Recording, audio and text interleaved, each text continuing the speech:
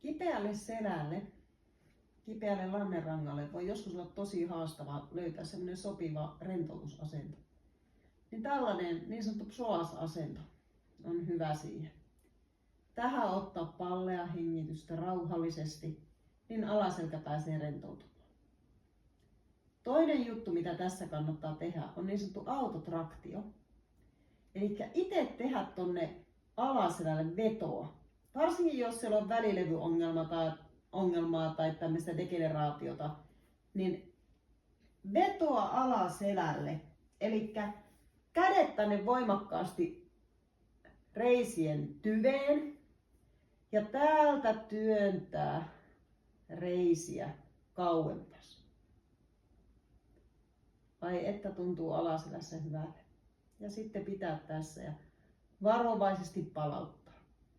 Jos se palautus aiheuttaa säteilyjä, tunnottomuustuntemuksia, niin sitten kannattaa välttää.